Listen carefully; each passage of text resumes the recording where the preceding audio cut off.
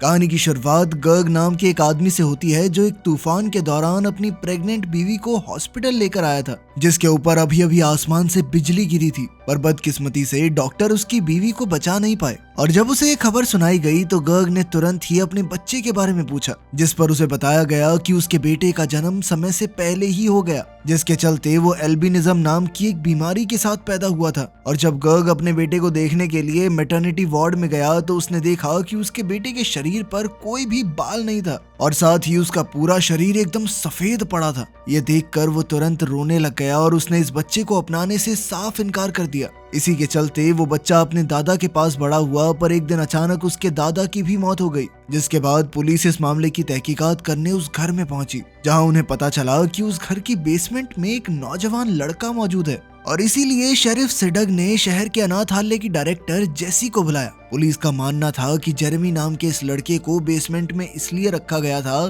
ताकि लोग उसे देख ना पाएं, क्योंकि वो दिखने में काफी अलग था। और जब जेरेमी पुलिस से मिला तो उसने बताया कि उसके दादा कॉफी बना रहे थे कि तभी अचानक वो जमीन पर गिर गए और कुछ देर बाद ही उनकी मौत हो गई। साथ ही जेरेमी ने जेसी को बताया कि वो बेसमेंट में सूरज की रोशनी से बचने के लिए रहता था, क्योंकि सूरज की रोशनी से उसकी आंखों में जलन होती है। कभी स्कूल न जाने के बावजूद जेरेमी ने हजारों किताबों को पढ़कर काफी ज्ञान इकट्ठा कर लिया था और अब तक जेसी भी समझ चुकी थी कि ये कोई आम लड़का नहीं है और इसीलिए उसने जेरेमी को अपने साथ अनाथालय ले जाने का फैसला किया। पर जैसे ही जेरेमी अपने नए घर में पहुंचा तो वो तुरंत ही सबकी नजरों में आ गया और उसके बिल्कुल सफेद शरीर की वजह से सभी उसका मजाक उड़ाते। अगले दिन लंच टाइम के दौरान वो अकेला बैठकर खाना खा रहा था कि तभी जॉनी और उसके साथियों ने जेरेमी को परेशान करना शुरू कर दिया और अब वो चाहते थे कि जेरेमी एक चम्मच को अपनी नाक में घुसाए। पर जेरेमी ने जॉनी की बात सुनने की बजाय एक चम्मच उठाकर उस पर अपना अंगूठा मसलना शुरू कर दिया, जिसके कुछ ही सेकंड बाद आसपास की सभी लोहे की चीजें उस चम्मच से आकर चिपक गई, जिसे देखकर वहां मौजूद सभी लोग हैरान थे और अब वो समझ चुके थे कि जेरेमी सच में बहुत ज्यादा अलग है। उस दिन जेसी उसे एक डॉक्टर के पास लेकर गई, जिसने उसकी अच्छे से जांच करके बताया कि शरीर पर एक भी बाल न होने के बावजूद भी जेरेमी बिल्कुल स्वस्थ है और कुछ ही दिनों में जेरेमी की खास लेंस भी आने वाले हैं, जिसके बाद वो सूरज में बिना चश्मों के आराम से घूम सकेगा। जेरेमी बाकी बच्चों से काफी ज्यादा होशियार था, इसलिए जेसी ने उसे एक खास स्कूल में भेजने का फैसला किया, जहां एक क्लास के दौरान टीचर ने बच्चों को बिजली के बारे में समझाने के लिए एक हाई वोल्टेज सोर्स का इस्तेमाल किया, जिसके शुरू होते ही जेरेमी कांपने लग गया और उसे देखते ही लिंडसे को एहसास हो गया कि उसके साथ कुछ तो गलत हो रहा है। और इससे पहले कि वो कुछ कर पाती, जेरेमी ने सारी बिजली को अपनी तरफ खींच लिया, जिसके चलते उसका शरीर हवा में उड़ने लग गया और इसलिए टीचर ने उस सोर्स को ही तबाह करने का फैसला किया। जेरेमी को बेहोश देखकर टीचर डोनाल्ड ने उसे जगाने की काफी कोशिश की, पर जैसे ही डोनाल्ड ने जेरेमी को छुआ तो उसके हाथ के सारे बाल खड़े हो गए, जिसके बाद वो तुरंत जेरेमी को हॉस्पिटल ले गए, जहां उसकी अच्छे से जांच पड़ताल करने के बाद भी डॉक्टर्स ये मानने को तैयार ही नहीं थे कि उसे किसी भी तरह का बिजली का झटका लगा है। और ये सुनकर डोनाल्ड को जेरेमी में और ज्यादा दिलचस्पी आने लगी, क्योंकि साइंस के हिसाब से तो जेरेमी को जिंदा ही नहीं होना चाहिए था और इतने बड़े बिजली के झटके के बाद उसे जरा सा भी नुकसान नहीं पहुंचा, ये तो नामुमकिन था। और इसलिए डोनाल्ड ने जेरेमी से बात करने का फैसला किया। लेकिन जब डोनाल्ड पुलिस वालों से बात कर रहा था तो जेरेमी चुपचाप हॉस्पिटल से भागकर अपने पुराने घर की तरफ बढ़ने लगा, जहां रास्ते में उसकी मुलाकात लिंडसे से हुई और जेरेमी को देखते ही लिंडसे के कुत्ते जैक ने उस पर भौंकना शुरू कर दिया। लेकिन जेरेमी को कुत्तों से बिल्कुल डर नहीं लगता था। इधर जेरेमी से बात करते वक्त लिंडसे को एहसास हुआ कि उसके सभी पड़ोसी उसे घूर रहे थे और तभी जेरेमी ने उसे बताया कि असल में वो लोगों की सोच और याददाश्त को सुन और महसूस कर सकता है। पर तभी जेरेमी को एहसास हुआ कि उसने लिंडसे को जरूरत से ज्यादा बता दिया है और इसीलिए वो चुपचाप वहां से चला गया। और जब वो रेलवे ट्रैक्स क्रॉस कर रहा था तो शेरिफ ने उसे पकड़ लिया और उसे वापस हॉस्पिटल चलने को कहा, जिस पर जेरेमी ने उसे बताया कि वो हॉस्पिटल से इसलिए भागा था क्योंकि उसने अपनी जिंदगी के सबसे खराब दिन हॉस्पिटल में ही बिताए थे, जब उसके पिता ने उसे छोड़ दिया था। अगले दिन जेसी जेरेमी का आईक्यू टेस्ट करवाने के लिए उसे एक स्पेशलिस्ट के पास लेकर गई, जहां जेरेमी को देखते ही एरन ने उससे कुछ सवाल पूछे, क्योंकि उसे जेसी की बातों पर यकीन ही नहीं था कि जेरेमी का सारा ज्ञान सिर्फ किताबों से ही मिला है और वो कभी अपने घर से बाहर ही नहीं निकलता था। साथ ही उसने कभी टीवी भी नहीं देखा, क्योंकि उसकी मौजूदगी में सारे इलेक्ट्रिकल डिवाइसेस काम करना ही बंद कर देते हैं। टेस्ट के बाद डोनाल्ड के हिसाब से तो जेरेमी एक जीनियस था, और तभी एरन ने उन्हें बताया कि वो लोग जेरेमी की आईक्यू को नाप ही नहीं सकते, क्योंकि उसका स्कोर असल में इतना ज्यादा था कि उसे नापना ही नामुमकिन सा था। और उनके मुताबिक जेरेमी सबसे ज्यादा होशियार इंसान था। जिसके बाद जेसी ने उसे बताया कि वो लोग उसकी मदद करना चाहते हैं, पर तभी जेरेमी ने वापस घर जाने की इजाजत मांगी।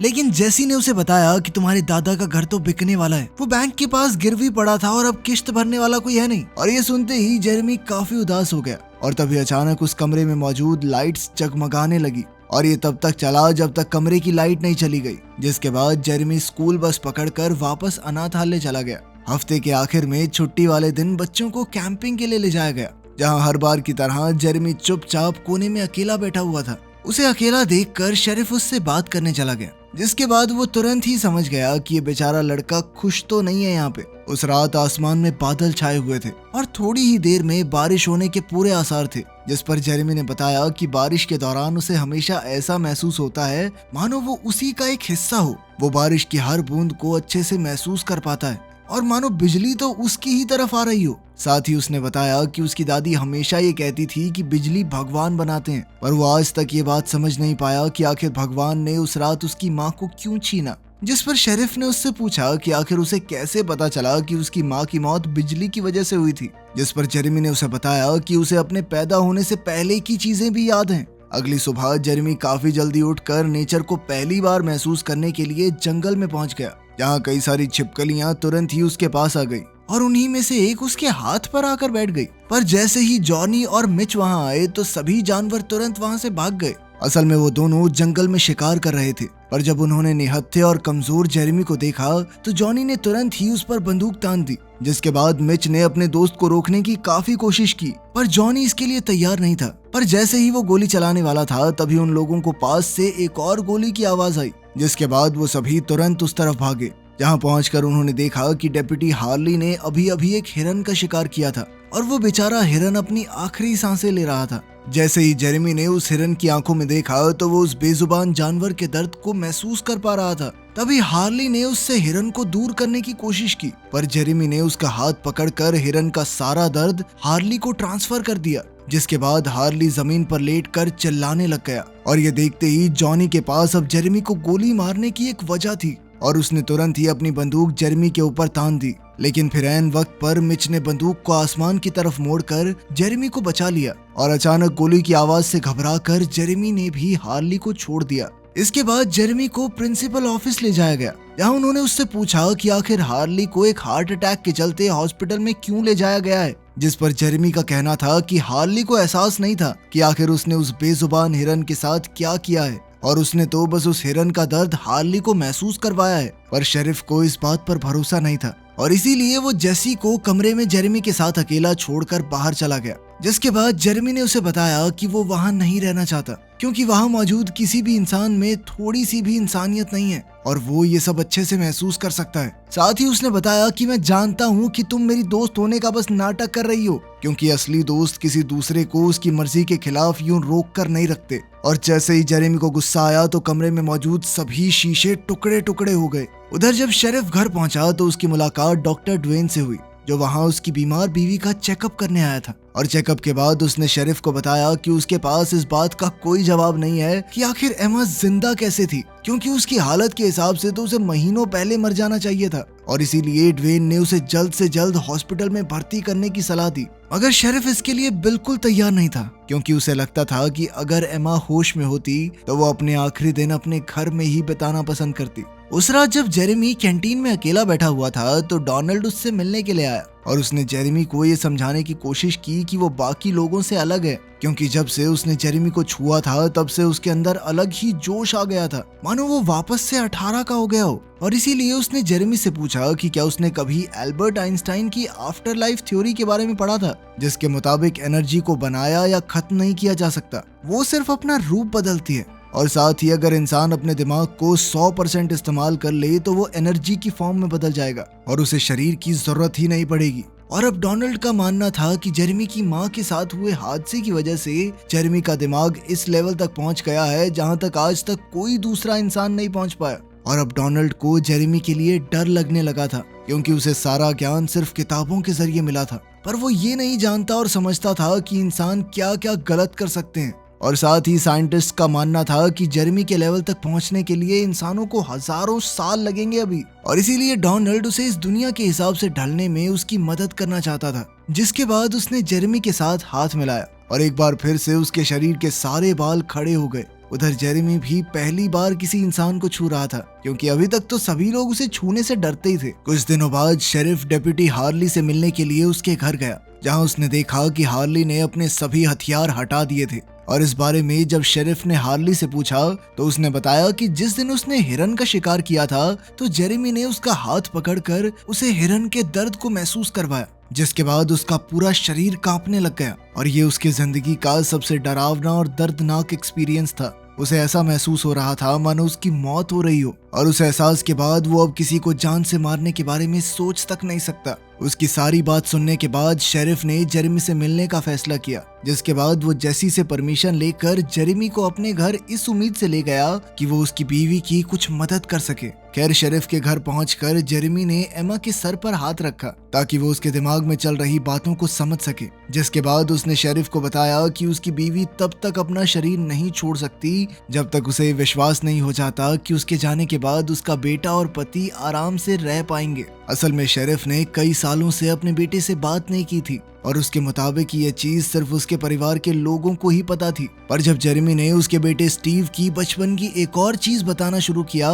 तो शेरिफ को भरोसा हो गया कि जेरेमी सच में उसकी बीवी से बात कर पा रहा है। और तब एमा ने कुछ आखिरी पलों के लिए अपनी आंखें खोली, जिसके बाद वो शेरिफ को हमेशा के लिए अलविदा कहकर इस दुनिया से चली गई। और जैसे ये खबर स्टीव तक पहुंची तो वो तुरंत ही वापस अपने घर आ गया और उसने न जाने कितने सालों बाद अपने पिता को गले लगाया। खैर, कुछ दिन बाद लिंडसे ने जेरेमी को पार्क में मिलने बुलाया और वो इस मौके पर जेरेमी से जानना चाहती थी कि आखिर लोग अंदर से कैसे होते हैं। जिस पर जेरेमी ने बताया कि ज्यादातर लोग अपने आसपास की दुनिया से जुड़े नहीं हुए, पर लिंडसे को उसकी ये बात समझ नहीं आई।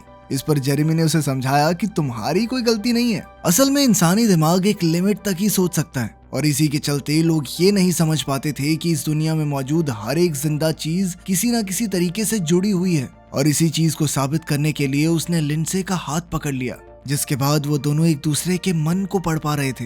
और इसी दौरान लिंडसे को पता चला कि जेरेमी जिस दिन पैदा हुआ था उसी दिन उसके पिता ने उसे छोड़ दिया था, और ये जानकर उसे बहुत ज्यादा दुख हुआ।